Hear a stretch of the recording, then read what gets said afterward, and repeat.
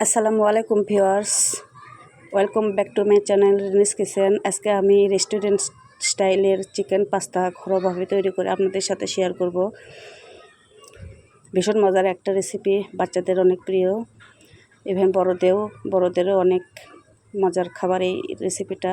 তো আমি রান্নায় যাচ্ছি। এখানে আমি 200 গ্রামের ম্যাকারনি পাস্তা প্যাকেট নিয়েছি 300 গ্রাম চিকেনের টুকরা। এখানে আমি মশলা মেখে নিয়েছি, মরিচের গুঁড়া, গরম মশলা, আদা রসুন বাটা আর লবণ, হলুদ দিয়ে আমি চিকেনটা মেখে নিচ্ছি।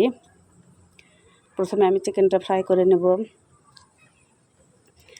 তো আমি চুলায় একটা প্যান বসিয়ে তেল গরম হতে দিয়েছি। সরাসরি আমি তেলে এই চিকেনটা ভেজে নেব কিছুক্ষণ।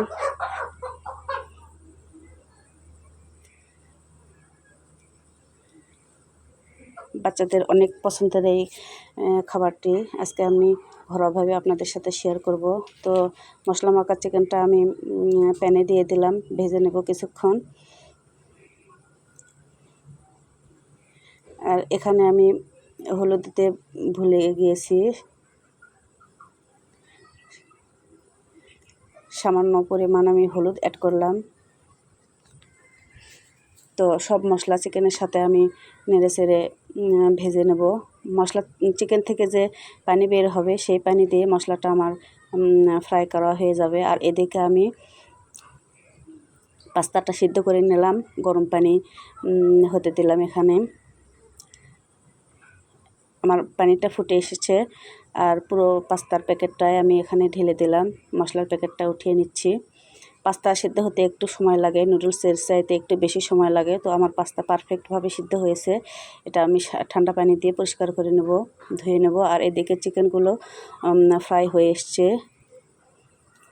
এ পর্যায়ে আমি চিকেনের মধ্যে অ্যাড করছি কাঁচামরিচ।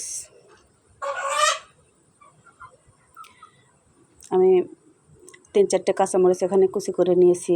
আর পেঁয়াজ নিয়েছি একটু পরিমাণে বেশি। পেঁয়াজটা আমি এখানে সবজি হিসেবে ব্যবহার করছি।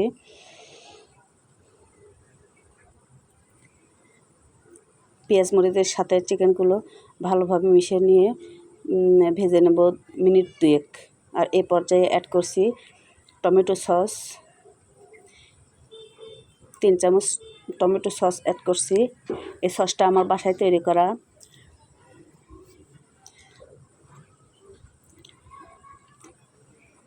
আর অ্যাড করছি পাস্তার সাথে যে মশলা প্যাকেটটুকু ছিল সেটুকু পুরোটাই আমি অ্যাড করলাম।